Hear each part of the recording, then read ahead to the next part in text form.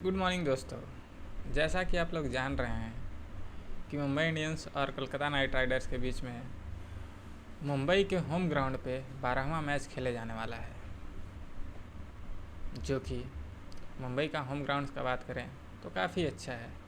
Red soil type ये ground है, मतलब कि लाल मिट्टी है, ठीक है। और यहाँ पे काफ़ी मतलब कि रनें बनती हैं, और अगर काफ़ी रनें बनती हैं मतलब कि कह सकते हैं कि ये हाई स्कोरिंग पिच ग्राउंड है, ठीक है। सीधा सा बात है। तो बात ये है कि अगर रनें ज़्यादा बनेंगी तो पोजीशन वाली जो टीम रहेंगी वो चेज भी करती हैं, तो एक तरह से बोल सकते हैं कि ये चेजिंग ग्राउंड भी है, ठीक है। तो अब हम लोग बात करेंगे कि भाई यहाँ पे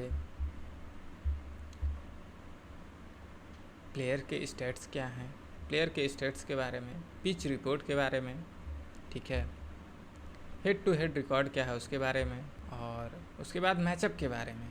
लेकिन ये एक बात ध्यान में रखिएगा कि मैचअप का बहुत ज़्यादा मैं डिस्कस तो इस वीडियो में नहीं कर पाऊँगा, लेकिन नेक्स्ट वीडियो एक और रहेगी जो सिर्फ मैचअप की उसमें डिस्कशन रहेगी, प्रेडिक्शन भी रहेगी, बहुत अच्छा रहेगा, ठीक है। तो ये स्टैट्स का मतलब प्लेयर का स्टैट्स को देखते हुए उसके बाद आप लोग को अगर अच्छी विनिंग करनी है तो मैचअप वाली जो वीडियो है वो तो देखना काफ़ी ज़रूरी है, इसलिए आप लोग उस वीडियो को ज़रूर देखिएगा, ठीक है। तो आइए अब बात करते हैं पिच रिपोर्ट के बारे में, ठीक है, कि भाई पिच रिपोर्ट का क्या स्थिति है, ठीक है। तो बात ऐसा है कि ये मैच जो है मुंबई के वानखेड़े स्टेडियम में होने वाला है, ठीक है। तो अब हम लोग बात करेंगे कि भाई ये स्टेडियम में क्या स्थिति है। तो ये स्टेडियम में ये स्थिति है कि भाई पेसर्स भी चलते हैं, स्पिनर्स भी चलते हैं, दोनों ही चलते हैं, बॉलर बैट्समैन भी चलते हैं, मतलब कि स्कोर भी ज़्यादा अच्छा बनता है। बात है कि ये ग्राउंड काफ़ी अच्छी है, ठीक है। तो जैसा कि आप लोग जान रहे हैं कि बात ये है कि फर्स्ट इनिंग में जो है वो विकेट ज़्यादा गिरती है, जबकि सेकेंड इनिंग में अगर देखा जाए तो विकेट कम गिरती है। क्योंकि रीज़न ये है कि उस समय जब सेकेंड इनिंग की मैच होती है उस समय ओस गिरते हैं। बात ऐसा है ना कि वहाँ पे ड्यू फैक्टर होता है ग्राउंड पे, मतलब कि आप लोग माउंटेन ड्यू वाला मत समझिएगा, वो नहीं। इसके वजह से होता क्या है कि जो चेजिंग प्लेयर होते हैं उनका विकेट बहुत कम गिरता है और वो काफ़ी ज़्यादा रन बनाते हैं, ठीक है। बात ये है। तो देखा जाए तो जो प्लेयर चेज करती है उसके जीतने के चांसेस ज़्यादा रहते हैं, ठीक है। जो टीमें जो है वो चेज करती है उनके जीतने के चांसेस ज़्यादा रहते हैं। और इस ग्राउंड पे काफ़ी ज़्यादा जो है वो हर एक प्लेयर का स्कोर होता है, बहुत कम विकेट गिरती हैं। कभी कभी तो देखा जाता है कि 2 ही प्लेयर की विकेट गई और टीम की विनिंग हो गई, तो मतलब विकेट गिरते नहीं हैं। तो ये तो हो गई पिच के बारे में। अब जैसे हम लोग बात करेंगे हेड टू हेड रिकॉर्ड ये लोग के बीच में क्या है। तो हेड टू हेड रिकॉर्ड के बारे में अगर बात किया जाए तो 3 साल का हेड रिकॉर्ड जो है ये लोग के बीच में 5 मैच हुआ है।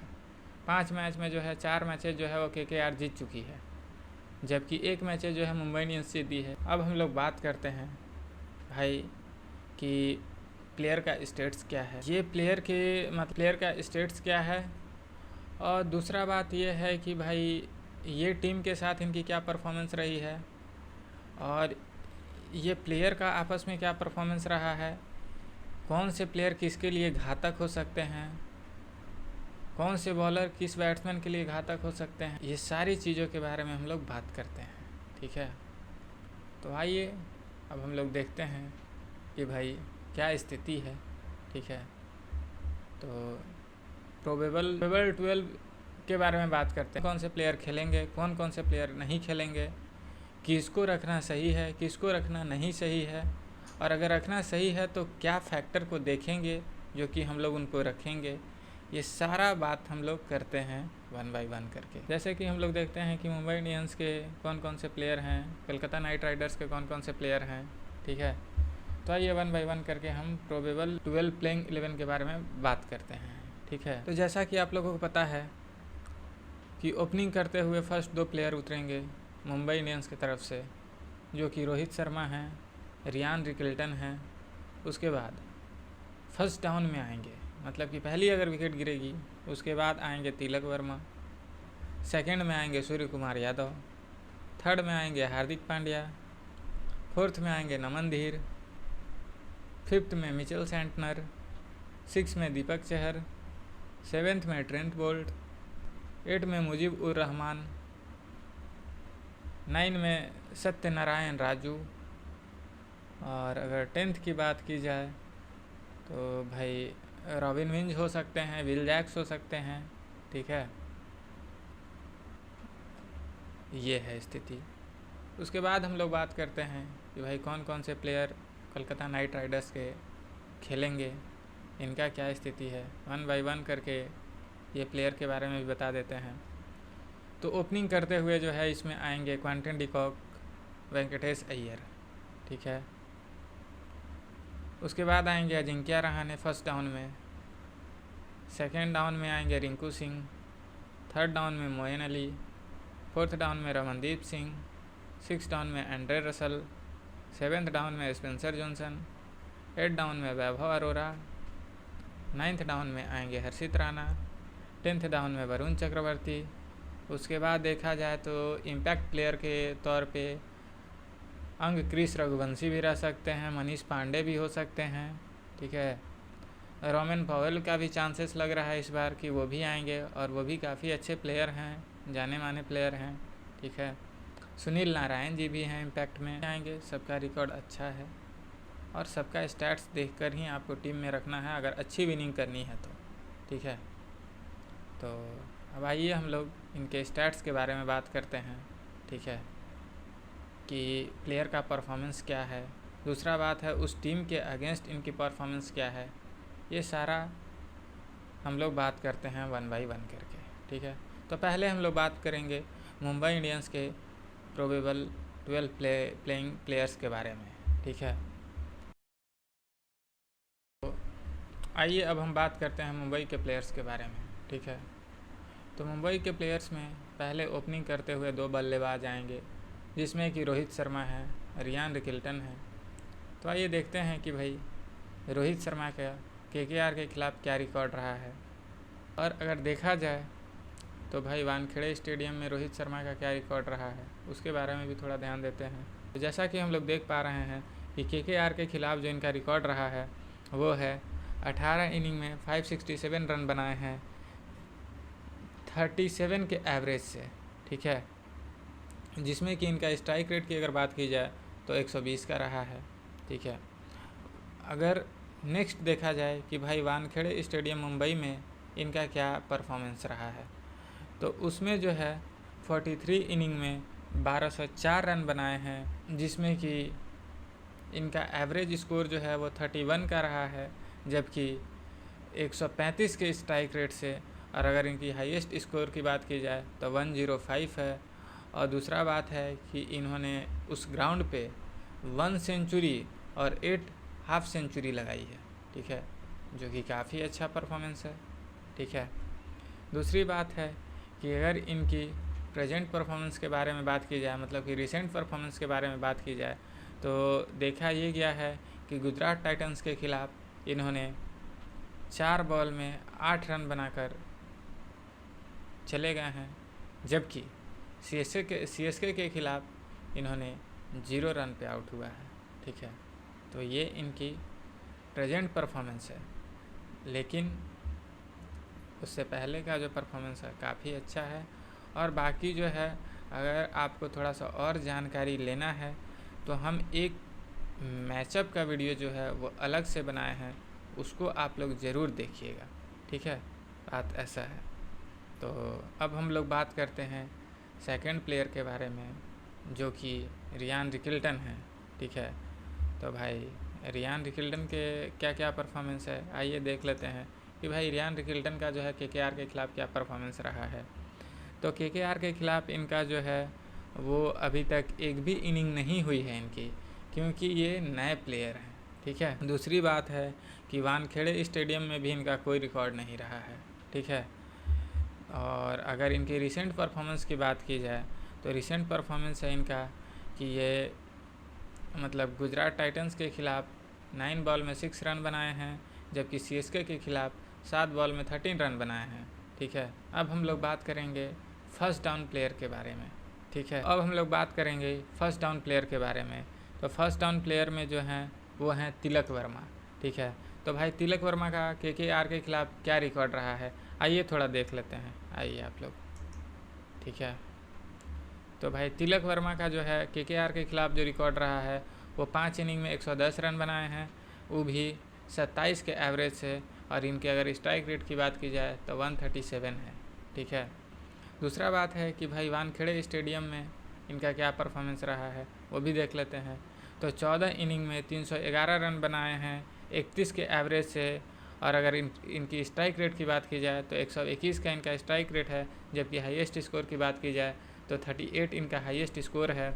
और उसमें जो है दूसरा बात यह है कि अगर इनकी रिसेंट परफॉर्मेंस की बात की जाए तो रिसेंट परफॉर्मेंस ये है कि गुजरात टाइटंस के खिलाफ मतलब जीटी के खिलाफ 36 बॉल में 39 रन बनाए हैं, जबकि सीएसके के खिलाफ 25 बॉल में 31 रन बनाए हैं। तो ठीक ठाक है, अच्छा है। आइए नेक्स्ट प्लेयर के बारे में बात करते हैं। तो नेक्स्ट प्लेयर जो हैं वो हैं सूर्य कुमार यादव जी। ठीक है, तो बात ऐसा है कि भाई देखते हैं कि सूर्य कुमार यादव का केकेआर के खिलाफ क्या परफॉर्मेंस रहा है। ठीक है, तो भाई इनकी परफॉर्मेंस की बात की जाए तो इनकी परफॉर्मेंस जो है 12 इनिंग में 447 रन बनाए हैं, यानी कि 447 रन बनाए हैं। ठीक है, वो भी 40 के एवरेज से, जब स्ट्राइक रेट जो है 146 की है। ठीक है, अब हम लोग देखते हैं कि भाई वानखेड़े स्टेडियम में इनका क्या परफॉर्मेंस रहा है। तो वानखेड़े स्टेडियम में जैसा कि हम लोग देखते हैं कि 43 इनिंग में ये जो है 1419 रन बनाए हैं, यानी कि 1419।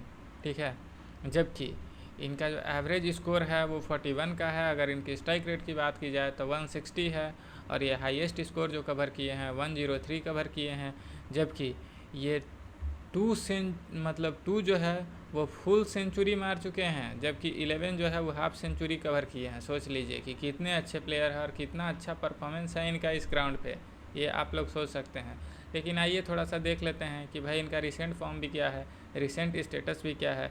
तो बात यह है कि रिसेंट स्टेटस जो है इनका वो है 28 बॉल में 48 रन बनाए हैं जीटी के खिलाफ, और जबकि 26 बॉल में 29 रन बनाए थे सीएसके के खिलाफ। ठीक है, जो कि काफ़ी अच्छा है, बहुत ही बेहतर है। ठीक है, अब हम लोग बात करेंगे नेक्स्ट प्लेयर के बारे में। तो भाई नेक्स्ट प्लेयर का जो बात है तो नेक्स्ट प्लेयर जो हैं वो हमारे कैप्टन साहब हार्दिक पांड्या जी हैं। ठीक है, तो हार्दिक पांड्या का भाई केकेआर के खिलाफ क्या स्टैट्स रहा है उसको थोड़ा देख लेते हैं।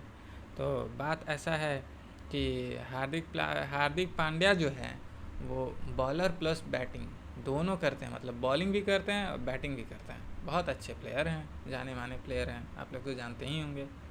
ठीक है, तो अब हम लोग देख लेते हैं कि भाई क्या परफॉर्मेंस रहा है इनका केकेआर के खिलाफ। तो केकेआर के खिलाफ जो इनका परफॉर्मेंस रहा है वो 13 इनिंग में 334 रन बनाए हैं 27 के एवरेज से, जबकि इनकी स्ट्राइक रेट की बात की जाए तो 161 इनकी स्ट्राइक रेट है। वही अगर हम लोग देखते हैं तो वानखेड़े स्टेडियम मुंबई में इनका क्या परफॉर्मेंस रहा है। तो उस स्टेडियम का परफॉर्मेंस की अगर बात की जाए तो भाई 39 इनिंग में 775 रन बनाए हैं 31 के एवरेज से, जबकि इनकी स्ट्राइक रेट की बात की जाए तो 142 है, और इनका हाईएस्ट स्कोर जो है वो 86 है, जिसमें कि ये हाफ सेंचुरी तो एक भी नहीं बना पाए हैं, लेकिन मतलब कि फुल सेंचुरी तो एक भी नहीं बना पाए हैं, लेकिन हाफ सेंचुरी 2 बनाए हैं। ठीक है, और अगर इनका रिसेंट फॉर्म के बारे में बात करें तो रिसेंट फॉर्म इनका जो है ये है कि 17 बॉल में 11 रन बनाए हैं जीटी के खिलाफ, यानी कि गुजरात टाइटंस के खिलाफ। जबकि दूसरा अगर देखा जाए तो भाई जो रन बनाए हैं वो तो अच्छा नहीं है, लेकिन बॉलिंग से काफ़ी पॉइंट देते हैं। और बॉलिंग का अगर इनका स्टेटस का हम रिकॉर्ड देखते हैं तो जैसा कि देख रहे हैं कि केकेआर के खिलाफ ये जो हैं 14 विकेट लिए हैं, 16 मैच में 14 विकेट लिए हैं, जबकि इनकी इकनॉमी जो है वो 8 की है, इकनॉमी जो है इनकी 8 की है। और अगर देखा जाए तो भाई वानखेड़े स्टेडियम में ये जो हैं 42 मैचेज़ में 33 विकेट लिए हैं, और अगर इनकी इकनॉमी की बात की जाए तो 9.2 इनकी इकनॉमी है, जबकि ये जो है 3 विकेट लिए हैं 3 बार और 5 विकेट तो कवर अभी तक नहीं कर पाए। अब हम लोग नेक्स्ट प्लेयर के बारे में बात करते हैं। तो भाई नेक्स्ट प्लेयर जो हैं वो हैं नमन धीर जी, ठीक है। तो नमन धीर का थोड़ा सा देख लेते हैं कि क्या स्टेटस है, ठीक है। तो जैसा कि हम लोग देख रहे हैं कि नमन धीर का जो परफॉर्मेंस है केकेआर के खिलाफ, वो 2 इनिंग में 28 रन बनाए हैं 14 के एवरेज से, मतलब कि 14 के एवरेज से। देखिए हम हिंदी इंग्लिश दोनों बोलते हैं, हमको दोनों आता है, ठीक है। तो अगर इनकी स्ट्राइक रेट की बात की जाए तो इनका स्ट्राइक रेट जो है 164 का रहा है, ठीक है। और अब हम लोग देखते हैं कि भाई वानखेड़े स्टेडियम में इनका क्या परफॉर्मेंस रहा है। तो वानखेड़े स्टेडियम में 4 इनिंग खेले हैं जिसमें 73 रन बनाए हैं 24 के एवरेज से, ठीक है। जिसमें कि इनका जो है 148 का स्ट्राइक रेट रहा है। और इनकी हाईएस्ट स्कोर की बात की जाए तो 62 इनकी हाईएस्ट स्कोर रही है, जिसमें कि ये 1 जो है हाफ सेंचुरी बनाए हैं, फुल सेंचुरी एक भी कवर नहीं किए हैं अभी तक, ठीक है। मतलब कि हाफ सेंचुरी बनाए हैं। और अगर इनका रिसेंट फॉर्म का बात किया जाए तो रिसेंट फॉर्म हम लोग देखते हैं, जीटी के खिलाफ 11 बॉल में 18 रन बनाए हैं, जबकि सीएसके के खिलाफ 12 बॉल में 17 रन बनाए हैं, जो कि बहुत अच्छा नहीं है, बहुत बुरा भी नहीं है, मतलब कुछ भी नहीं है, ठीक है, सीधा सा बात है। अब हम लोग नेक्स्ट प्लेयर के बारे में बात करेंगे, ठीक है। तो जो नेक्स्ट प्लेयर हैं वो हैं मिचेल सेंटनर, ठीक है। तो भाई मिचेल सेंटनर भी अच्छे प्लेयर हैं। तो देखते हैं इनका केकेआर के खिलाफ क्या रिकॉर्ड रहा है, ठीक है। मिचेल सेंटनर जो है वो एक टाइप से अगर देखा जाए तो ये बॉलर के लिए काफ़ी जाने जाते हैं, जबकि बैटिंग भी कर लेते हैं। तो इनका बॉलिंग का अगर बात किया जाए तो केकेआर के खिलाफ जो है ये 3 मैच में 3 विकेट लिए हैं। सोच लीजिए कितना बड़ा बात है, मतलब 3 गो मैच खेले और 3 गो विकेट ले लिए हैं, मतलब कम ही लिए हैं लेकिन ठीक ठाक है। 3 मैच में 3 विकेट लिए हैं। और अगर इनकी इकनॉमी की बात की जाए तो 8.27 इनकी इकनॉमी है, ठीक है। और बात है कि भाई वानखेड़े स्टेडियम में इनका क्या परफॉर्मेंस है। तो वानखेड़े स्टेडियम में जो है 4 मैचेज में 3 विकेट लिए हैं। और अगर 3 विकेट लिए हैं। और इनकी इकनॉमी की अगर बात की जाए तो इनकी इकनॉमी जो है वो 6.5 की इनकी इकनॉमी है, ठीक है। और बात ऐसा है कि ये बैटिंग भी करते हैं, तो थोड़ा बैटिंग का भी इनका परफॉर्मेंस देख लेते हैं, ठीक है। तो बैटिंग का जो परफॉर्मेंस है वो तो केकेआर के खिलाफ इनकी बैटिंग की कोई परफॉर्मेंस नहीं है। अब हम लोग बात करेंगे नेक्स्ट प्लेयर के बारे में। तो जो नेक्स्ट प्लेयर हैं हमारे वो हैं दीपक चहर, ठीक है, दीपक चहर। तो देखते हैं कि दीपक चहर का केकेआर के खिलाफ क्या परफॉर्मेंस है, ठीक है। तो भाई केकेआर के खिलाफ जो इनका परफॉर्मेंस है, दीपक चहर भी जो हैं वो बॉलर हैं, ठीक है। तो बात है बैटिंग भी कर लेते हैं, ऐसा बात नहीं है, लेकिन ये हैं स्पेशली बॉलर ही हैं, ठीक है। बात ऐसा है कि केकेआर के खिलाफ जो है इनका रिकॉर्ड रहा है कि 9 मैचेज में 12 विकेट लिए हैं। वाह, काफ़ी अच्छा है। और अगर इनकी इकनॉमी की देखी जाए तो 8 इनकी इकनॉमी है, ठीक है। उसके बाद जो है वानखेड़े स्टेडियम में जो है ये 10 मैचेज में 12 विकेट लिए हैं, ठीक है, जबकि इनकी इकनॉमी जो है वो 7 की है। ये जो है एक बार 5 विकेट लिए हैं, 3 विकेट तो कवर नहीं किए हैं, एक बार इन्होंने 5 विकेट कवर किया है, ठीक है, जो कि ठीक ठाक है। तो जो नेक्स्ट प्लेयर हैं वो हैं ट्रेंट बोल्ट, ठीक है। तो देखते हैं कि ट्रेंट बोल्ट का क्या परफॉर्मेंस है। तो ट्रेंट बोल्ट का जो परफॉर्मेंस है वो इस टाइप से है कि भाई देखते हैं कि ट्रेंट बोल्ट का केकेआर के खिलाफ क्या परफॉर्मेंस है। तो ट्रेंट बोल्ट भी जो है वो बॉलरें हैं। तो बॉलर हैं तो 11 मैचेस में 14 विकेट लिए हैं और 8 का इनका इकनॉमी है। जबकि वानखेड़े स्टेडियम में इनका परफॉर्मेंस का बात किया जाए तो 10 मैचेस में 13 विकेट लिए हैं, जिसमें कि 9 का इनका इकनॉमी है, ठीक है। उसके बाद अगर देखा जाए तो 1 मैचेज में जो है ये 3 विकेट लिए हैं, जबकि 5 विकेट कवर नहीं कर पाए हैं। अब हम लोग देखते हैं नेक्स्ट प्लेयर के बारे में। तो भाई नेक्स्ट प्लेयर जो हैं मुजीब उर रहमान हैं, ठीक है। तो मुजीब उर रहमान का जो परफॉर्मेंस है केकेआर के खिलाफ वो हम लोग थोड़ा सा देख लेंगे। बात ऐसा है कि 3 मैचेज में इन्होंने 2 विकेट लिया है और इनकी इकनॉमी जो है वो 10 की है, ठीक है। जबकि वानखेड़े स्टेडियम में अगर देखा जाए तो इन्होंने कोई विकेट नहीं लिया है। मुझे लगता है कि ये वानखेड़े स्टेडियम में अभी तक कोई मैच खेले ही नहीं है, ठीक है। और अगर इनका अब हम लोग नेक्स्ट प्लेयर के बारे में बात करते हैं कि भाई नेक्स्ट प्लेयर जो हैं वो हैं सत्यनारायण राजू। तो सत्यनारायण राजू का केकेआर के खिलाफ क्या परफॉर्मेंस रहा है, ठीक है। तो भाई सत्यनारायण राजू जो हैं वो भी बॉलर हैं, ठीक है। तो भाई बॉलर तो है ये हैं, 19 मैचेज में 19 विकेट लिए हैं, ठीक है। और इनका इकनॉमी जो है वो 8 का है, इनका इकनॉमी जो है वो वेट 8 का है, ये हो गया। दूसरा बात है कि केकेआर के खिलाफ इन्होंने कोई विकेट नहीं लिया है, और वानखेड़े में भी ये कोई विकेट, मतलब कि वानखेड़े स्टेडियम में भी ये कोई मैचेज नहीं खेले हैं, ठीक है, सीधा सा बात है। तो अब हम लोग देख लेंगे भाई नेक्स्ट प्लेयर के बारे में, ठीक है।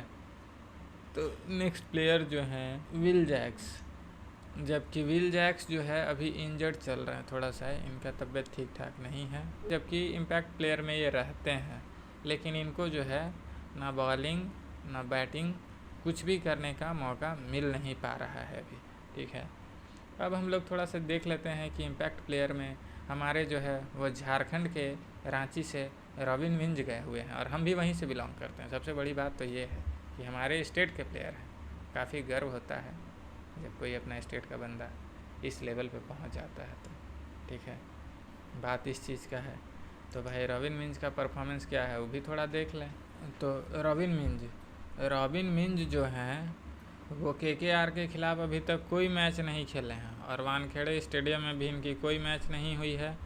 जबकि इनकी रिसेंट फॉर्म की बात की जाए तो जीटी के खिलाफ 6 बॉल में 3 रन बनाए हैं, जो कि अच्छा नहीं है, और सीएसके के खिलाफ भी 9 बॉल में 3 रन बनाकर आउट हो गए हैं, जो कि अच्छा नहीं है। हो सकता है प्लेयर अभी नए हैं तो थोड़ा डर रहे होंगे, परफॉर्मेंस अच्छा नहीं दे पा रहे हैं, लेकिन अच्छे प्लेयर हैं और अच्छा परफॉर्मेंस देंगे, इसलिए आप लोग इनको टीम में जो है वो रख सकते हैं। दूसरी बात यह है कि हमने जो मैचअप का जो वीडियो बनाया है उसमें आप इनके डिटेल को थोड़ा सा देख लीजिएगा और उसके हिसाब से अपने टीम में रखिएगा, ठीक है, क्योंकि प्लेयर नए हैं, तो आप लोग वो वीडियो को देखना बिल्कुल भी भूलिएगा मत, एकदम आप लोग को देख ही लेना है। तो अब हम लोग जो है वो केकेआर के प्लेयर्स के बारे में डिस्कस करेंगे कि प्लेइंग 12 में कौन प्रोबेबल प्लेइंग 12 के जो प्लेयर्स हैं केकेआर का, उनके बारे में बात कर लेते हैं। तो ओपनिंग करते हुए जो है वो क्वांटन डिकॉक और वेंकटेश अय्यर आएंगे। तो भाई देखते हैं कि क्वांटन डिकॉक का जो है एमआई के खिलाफ क्या परफॉर्मेंस रहा है अभी तक का, ठीक है। तो बात ऐसा है कि मुंबई इंडियंस के खिलाफ जो है 7 इनिंग में 125 रन बनाए हैं 17 के एवरेज से क्वांटन डिकॉक, और इनका जो स्ट्राइक रेट है वो 128 का है, ठीक है। जबकि वानखेड़े स्टेडियम में जो है ये 12 इनिंग में 373 यानी कि 373 रन बनाए हैं 33 के एवरेज से, और इनका स्ट्राइक रेट का अगर बात किया जाए तो 133 इनका स्ट्राइक रेट है, जबकि हाईएस्ट स्कोर जो है वो 81 है, और उसमें 2 इनका हाफ सेंचुरी भी रहा है, ठीक है। थोड़ा सा ये भी हम लोग देख लेते हैं कि भाई इनका रिसेंट परफॉर्मेंस अभी क्या चल रहा है। तो रिसेंट परफॉर्मेंस का जहाँ तक कि हम लोग बात करते हैं कि राजस्थान रॉयल्स के खिलाफ जो है ये मतलब आरआर के खिलाफ 61 बॉल में 97 रन बनाए हैं, जबकि आरसीबी के खिलाफ 5 बॉल में 4 रन बनाए हैं, ठीक है। तो ठीक ठाक है, मतलब आरसीबी के खिलाफ तो रिकॉर्ड अच्छा नहीं रहा है, बट आरआर के खिलाफ इनका रिकॉर्ड अच्छा रहा है, ठीक है। मतलब सेंचुरी पहुंचते पहुंचते बच गए, 3 रन के लिए केवल सेंचुरी को कवर नहीं कर पाए, ठीक है, यही बात है। ठीक ठाक है और बहुत अच्छे प्लेयर हैं, इनका तो बात ही नहीं करना चाहिए, मतलब काफ़ी अच्छे हैं, ठीक है। दूसरा बात है कि वेंकटेश अय्यर, ठीक है। तो वेंकटेश अय्यर का क्या परफॉर्मेंस है ये देख लेते हैं। तो वेंकटेश अय्यर जो है, वेंकटेश अय्यर का जो परफॉर्मेंस है एमआई के खिलाफ वो इस प्रकार है कि 6 इनिंग में 362 रन बनाए हैं, 362 रन, 72 के एवरेज से। अगर इनका स्ट्राइक रेट का बात किया जाए तो 165 इनका स्ट्राइक रेट है, ठीक है। जबकि वानखेड़े स्टेडियम में जो है ये 7 इनिंग में 249 रन बनाए हैं, यानी कि 249 रन बनाए हैं, और इनका एवरेज स्कोर जो है 35 है। अगर इनकी स्ट्राइक रेट की बात की जाए तो 148 इनकी स्ट्राइक रेट है, और अगर यहाँ 148 इनका स्ट्राइक रेट है, और हाईएस्ट स्कोर जो है 104 है, जिसमें कि ये 1 जो है फुल सेंचुरी कवर किए हैं और 1 जो है हाफ सेंचुरी बनाए हैं, ठीक है, मतलब ठीक ठाक है, अच्छा है। दूसरा बात है कि थोड़ा इनका रिसेंट फॉर्म भी देख लेते हैं कि रिसेंट फॉर्म क्या है वेंकटेश अय्यर का। तो रिसेंट फॉर्म जो है आरसीबी के खिलाफ इनका 7 बॉल में 6 रन है, जो कि अच्छा नहीं है। अभी थोड़ा सा ये अपने आप को पुशअप कर रहे हैं, आगे अच्छा होंगे, ठीक है। दूसरा बात है कि अब भाई हम लोग नेक्स्ट प्लेयर के बारे में बात कर लेते हैं। तो नेक्स्ट प्लेयर जो हैं, जो कि फर्स्ट डाउन पे आते हैं, मतलब एक विकेट जब गिरती है तो जो प्लेयर आते हैं उनका नाम है अजिंक्य रहाणे, ठीक है। तो अजिंक्य रहाणे जो हैं, देख लेते हैं कि भाई अजिंक्य रहाणे का एमआई के खिलाफ क्या परफॉर्मेंस रहा है, ठीक है। तो अजिंक्य रहाणे का जो परफॉर्मेंस है एमआई के खिलाफ वो है 18 इनिंग में 504 रन, और इनका एवरेज स्कोर जो है वो 29 का है। इनकी स्ट्राइक रेट की बात की जाए तो 129 है। वहीं हम लोग देख लेते हैं कि भाई वानखेड़े स्टेडियम में इनका क्या परफॉर्मेंस रहा है। तो 10 इनिंग में 364 रन बनाए हैं 40 के एवरेज से। अगर इनका स्ट्राइक रेट का बात किया जाए तो इनका स्ट्राइक रेट जो है 138 है, और हाईएस्ट स्कोर जो है वो 66 का है, ठीक है। दूसरा बात ये है कि ये 3 जो है वो हाफ सेंचुरी कवर किए हैं, 3 जो है वो हाफ सेंचुरी कवर किए हैं। और इनका रिसेंट फॉर्म जो है थोड़ा सा देख लेते हैं अजिंक्य रहाणे का कि भाई रिसेंट फॉर्म इनका क्या है। तो 15 बॉल में 18 रन बनाए हैं आरआर के खिलाफ, मतलब कि राजस्थान रॉयल्स के खिलाफ। दूसरा बात ये है कि आरसीबी के खिलाफ जो है ये 31 रन में 56 रन बनाए हैं, जो कि अच्छा है। मतलब प्लेयर तो भाई अच्छे हैं ही और रन भी अच्छे बनाते हैं। बाकी आप लोग थोड़ा सा वीडियो जो है वो मैचअप वाला जो हमने बनाया है उसको थोड़ा सा देख लेंगे, तो आप लोग जब टीम बनाते हैं उस समय वो चीज़ को अगर देख के आप अपने टीम में प्लेयर्स को जगह देते हैं तो आपको जीतने की चांसेस जो है वो ज़्यादा हो जाएगी और अच्छी विनिंग आप पाएंगे। इसलिए मैचअप का जो वीडियो है उसको देखना बिल्कुल भी ना भूलें, एकदम ध्यान से देख कर ही टीम को बनाइए, ठीक है। अगर अच्छा चाहते हैं तो, बाकी आपकी इच्छा, ठीक है। तो अब हम लोग बात करेंगे नेक्स्ट प्लेयर के बारे में, जो कि सेकंड डाउन पे आते हैं। तो सेकंड डाउन पे जो आते हैं वो हैं रिंकू सिंह। तो देख लेते हैं भाई कि रिंकू सिंह का क्या परफॉर्मेंस है एमआई के खिलाफ, ठीक है। तो रिंकू सिंह का जो परफॉर्मेंस है एमआई के खिलाफ वो इस प्रकार है कि 6 इनिंग में 79 रन बनाए हैं 15 के एवरेज से। इनका स्ट्राइक रेट की बात किया जाए तो इनकी स्ट्राइक रेट जो है 119 यानी कि 119 की इनकी स्ट्राइक रेट है। दूसरा बात है कि वानखेड़े स्टेडियम में इनका क्या परफॉर्मेंस रहा है भाई रिंकू सिंह का, ठीक है। तो रिंकू सिंह का जो वानखेड़े स्टेडियम में जो परफॉर्मेंस रहा है वो है 5 इनिंग में 96 रन 24 के एवरेज से। दूसरा बात है कि इनका स्ट्राइक रेट जो है 135 का इनका स्ट्राइक रेट है। तीसरा बात ये है कि हाईएस्ट स्कोर जो ये बनाए हैं वो 42 का इनका हाईएस्ट स्कोर है। थोड़ा सा ये भी देख लेते हैं कि भाई रिसेंट में इनका क्या परफॉर्मेंस रहा है। तो रिसेंट में आरसीबी के खिलाफ ये 10 बॉल में 12 रन बनाए हैं, ठीक ठाक है, अच्छा करेंगे, अच्छे प्लेयर हैं। दूसरा बात है कि हम लोग थोड़ा नेक्स्ट प्लेयर के बारे में भी देख लेते हैं। तो जो नेक्स्ट प्लेयर हैं जो कि थर्ड डाउन में आएंगे, मतलब कि तो वो हैं मोइन अली, ठीक है। तो मोइन अली का जो है स्टेटस वो देख लेते हैं। मोइन अली बॉलिंग भी करते हैं, बैटिंग भी करते हैं, दोनों से पॉइंट देते हैं, ठीक है। ये इनका है और ये एक ऑलराउंडर प्लेयर है, ठीक है, अच्छे प्लेयर हैं, काफ़ी अच्छे हैं, ऐसा कोई दिक्कत नहीं है, ठीक है। दूसरा बात है कि देखते हैं कि भाई एमआई के खिलाफ इनका क्या परफॉर्मेंस रहा है। तो एमआई के खिलाफ जो इनका परफॉर्मेंस है 5 इनिंग में 121 रन बनाए हैं 24 के एवरेज से, और इनका स्ट्राइक रेट जो है 151 का इनका स्ट्राइक रेट है, ठीक है। दूसरा बात है कि भाई वानखेड़े स्टेडियम में इनका क्या परफॉर्मेंस है। तो वानखेड़े स्टेडियम में देखा जाए तो 7 इनिंग में 204 रन बनाए हैं 29 के एवरेज से, और इनका स्ट्राइक रेट जो है 147 का है, जबकि ये हाईएस्ट स्कोर जो बनाए हैं वो 50 बनाए हैं, और एक इनका मतलब 50 बनाए हैं, इसका मतलब कि हाफ सेंचुरी ये कवर किए हैं। थोड़ा सा ये भी देख लेते हैं कि भाई रिसेंट फॉर्म इनका क्या है। तो रिसेंट फॉर्म ये है कि आरआर के खिलाफ जो है ये 12 बॉल में 5 रन बनाए हैं, जो कि अच्छा नहीं है। और वही चीज़ थोड़ा सा ये भी देखते हैं कि भाई बॉलिंग भी करते हैं, तो बॉलिंग से इनका क्या परफॉर्मेंस है। तो बॉलिंग से देखा जाए तो एमआई के खिलाफ ये मतलब 6 मैच में 5 विकेट लिए हैं, और इनका इकनॉमी जो है 6.82 का है, जो कि काफ़ी अच्छा है, मतलब बहुत अच्छा नहीं बोल सकते हैं लेकिन ठीक ठाक है, ठीक है। दूसरा बात ये भी है कि वानखेड़े स्टेडियम में इनका परफॉर्मेंस जो है वो 7 मैचेज में 8 विकेट लिए हैं 6 के इकनॉमी से, ठीक है, जो कि ठीक ठाक है। तो एक तरह से हम लोग बोल सकते हैं कि मोइन अली जो है वो बॉलिंग से भी पॉइंट देंगे और बैटिंग से भी पॉइंट देंगे, तो इनको आप लोग ज़रूर टीम में रखें। और बाकी अगर थोड़ा मोड़ा डाउट है तो वो मैचअप वाला जो वीडियो है उसको देख लीजिएगा, क्लियर हो जाएगा, इसमें कोई सोचने वाली बात नहीं है, ठीक है। अब हम लोग नेक्स्ट प्लेयर के बारे में थोड़ा सा बात कर लेते हैं। तो जो नेक्स्ट प्लेयर हैं वो एंड्रे रसेल जी हैं, ठीक है। तो भाई एंड्रे रसेल जो हैं ये तो बॉलिंग भी करते हैं बैटिंग भी करते हैं, दोनों से आपको पॉइंट देंगे, प्लेयर भी अच्छे हैं। तो देख लेते हैं कि भाई एमआई के खिलाफ इनका क्या परफॉर्मेंस है, ठीक है। तो एमआई के खिलाफ जो इनका परफॉर्मेंस है 14 इनिंग में 253 रन है 21 के एवरेज से, और इनका स्ट्राइक रेट का अगर बात किया जाए तो 158 इनका स्ट्राइक रेट है।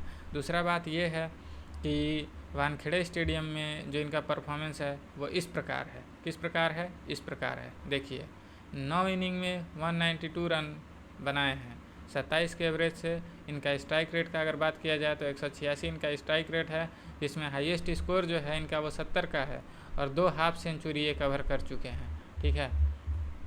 दूसरा बात ये तो इनका जो है वो बैटिंग का परफॉर्मेंस था, ठीक है। दूसरा बात थोड़ा सा बॉलिंग का भी परफॉर्मेंस को देख लेते हैं, ठीक है। तो बॉलिंग का जो इनका परफॉर्मेंस है कि 15 मैचेज में एमआई के खिलाफ 19 विकेट लिए हैं, वो भी 9.81 के इकनॉमी से, ठीक है।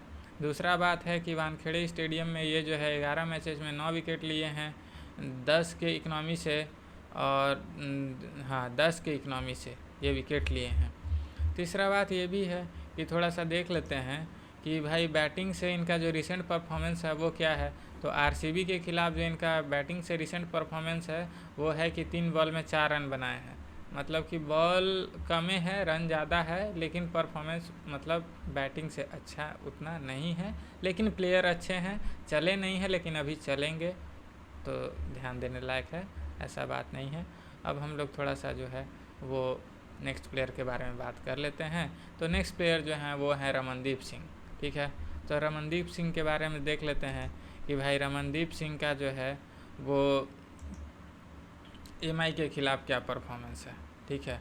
तो एमआई के ख़िलाफ़ जो रमनदीप सिंह का परफॉर्मेंस है वो है 2 इनिंग में 19 रन बनाए हैं और 19 के एवरेज से, ठीक है। और अगर इनका स्ट्राइक रेट का बात किया जाए तो 158 इनका स्ट्राइक रेट है, मतलब 158 जिसको बोलते हैं, ठीक है। दूसरा बात है कि वानखेड़े स्टेडियम में ये 3 इनिंग में 29 रन बनाए हैं, वो भी 29 के एवरेज से, और हाईएस्ट स्कोर जो है इनका 14 का है। और अगर इनका स्ट्राइक रेट का बात किया जाए तो 181 इनका स्ट्राइक रेट है, ठीक है। और थोड़ा सा देख लेते हैं कि भाई रिसेंट परफॉर्मेंस क्या है रमनदीप सिंह का। तो रिसेंट परफॉर्मेंस जो है वो रमनदीप सिंह का ये है कि 9 बॉल में 6 रन बनाए हैं आरसीबी के खिलाफ, ठीक है।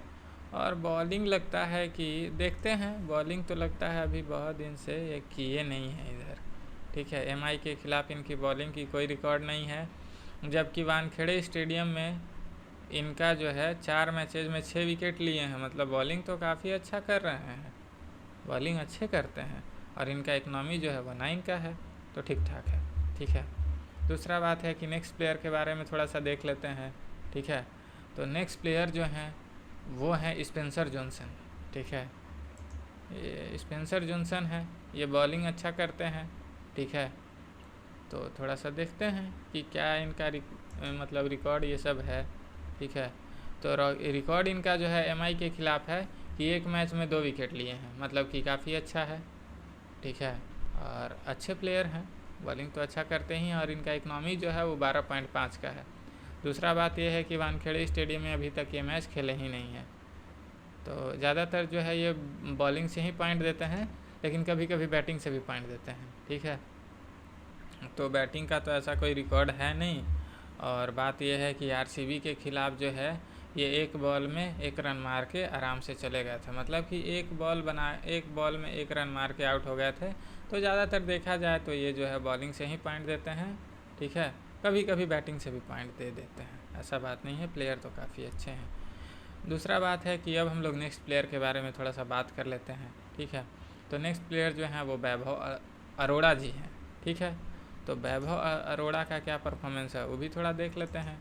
तो बात ऐसा है कि वैभव अरोड़ा का जो केकेआर के मतलब एमआई के खिलाफ जो परफॉर्मेंस है वो है कि 3 मैचेज में 2 विकेट लिए हैं, इनका इकनॉमी जो है वो 10 का है, ठीक है। दूसरा बात है कि वानखेड़े स्टेडियम में अभी तक ये एक मैच हुआ है जिसमें कोई विकेट नहीं लिए हैं, और अगर इनका इकनॉमी देखा जाए तो 11.67 का इनका इकनॉमी है, ठीक है। तो ये हो गया। दूसरा बात है कि भाई देख लेते हैं कि बैटिंग से भी इनका क्या स्टेटस है। तो बैटिंग से जो इनका स्टेटस है वो एक इनिंग में कोई रन नहीं बनाए हैं एमआई के ख़िलाफ़। दूसरा बात है कि वानखेड़े स्टेडियम में भी जो है एक इनिंग में 0 रन बनाकर ये आउट हो गए। तो मेनली अगर देखा जाए तो वैभव अरोड़ा जो हैं वो विकेट ही लेते हैं, और बॉलर हैं तो भाई बॉलिंग से ही पॉइंट देते हैं, ठीक है। तो ये चीज़ है। दूसरा बात है कि अब हम लोग थोड़ा सा नेक्स्ट प्लेयर के बारे में देख लेते हैं।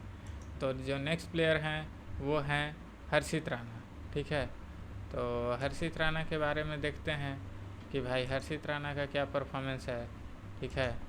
तो हर्षित राणा का जो परफॉर्मेंस है वो है हर्षित राणा का परफॉर्मेंस एमआई के ख़िलाफ़ जो है वो है कि एक मैच में 2 विकेट लिए हैं, इनका इकनॉमी जो है वो 11.33 का है, मतलब कि 11 का है इनका इकनॉमी। और वानखेड़े स्टेडियम में एक मैच में 1 विकेट लिए हैं, इनका इकनॉमी जो है वो 7 है, ठीक है। ये चीज़ है। दूसरा बात है कि बैटिंग से तो बहुत ज़्यादा कोई परफॉर्मेंस नहीं है, क्योंकि बैटिंग मतलब ये लोग का आता ही नहीं है, बहुत कम आता है, ठीक है। तो बैटिंग से ऐसा कोई परफॉर्मेंस है नहीं। उसके बाद अब हम लोग नेक्स्ट प्लेयर के बारे में बात कर लेते हैं। तो नेक्स्ट प्लेयर हैं वरुण चक्रवर्ती। वरुण चक्रवर्ती का क्या परफॉर्मेंस है वो थोड़ा सा देख लेते हैं, ठीक है। तो बात ऐसा है कि वरुण चक्रवर्ती का जो परफॉर्मेंस है उसको देखते हैं। तो वरुण चक्रवर्ती का जो परफॉर्मेंस एमआई के ख़िलाफ़ है वो है 8 मैचेज में 9 विकेट का, ठीक है।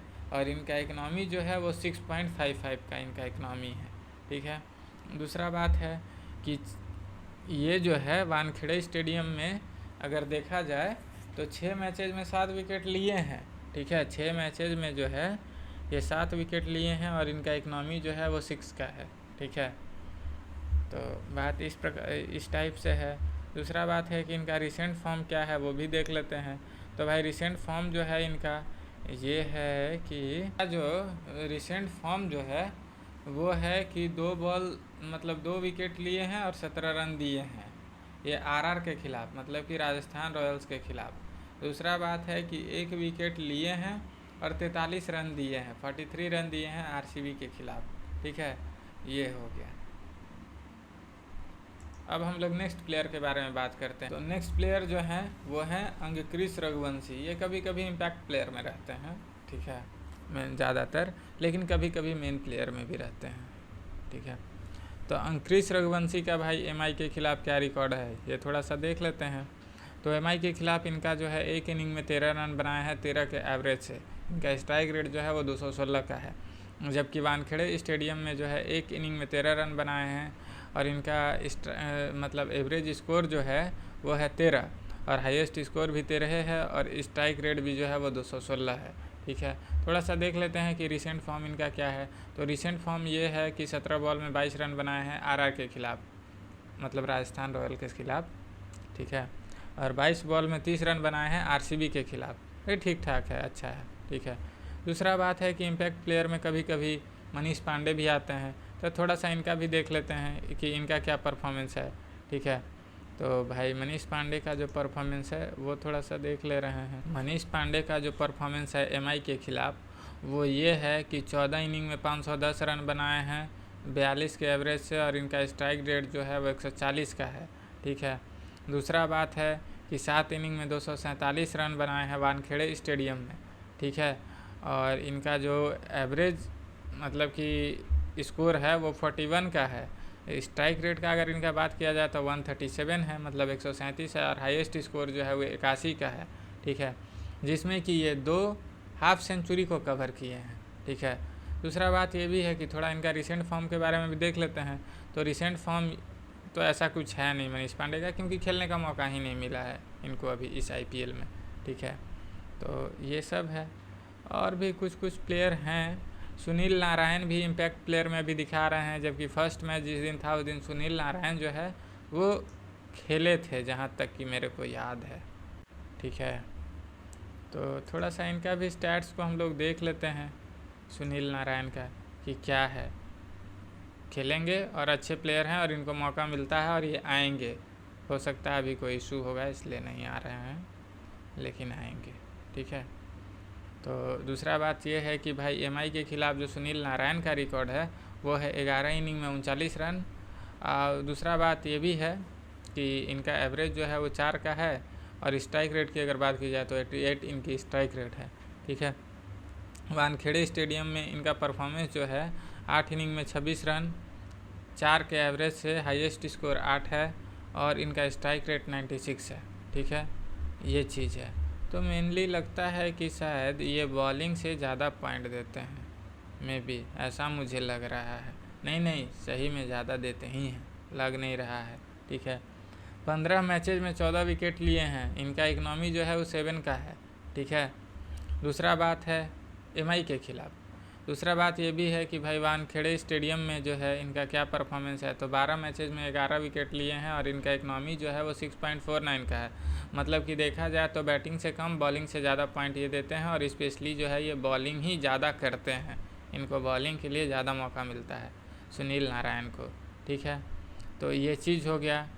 ये सारा हमने आपको बता दिया 1 बाय 1 करके हर एक प्लेयर के बारे में। आप लोग जब भी टीम बनाइएगा तो थोड़ा सा ये चीज़ को ध्यान रखिएगा कि थोड़ा सा स्टेट्स जो हमने बताया उसको, उस रूल को फॉलो करके ही टीम बनाइएगा तो ज़्यादा अच्छा रहेगा।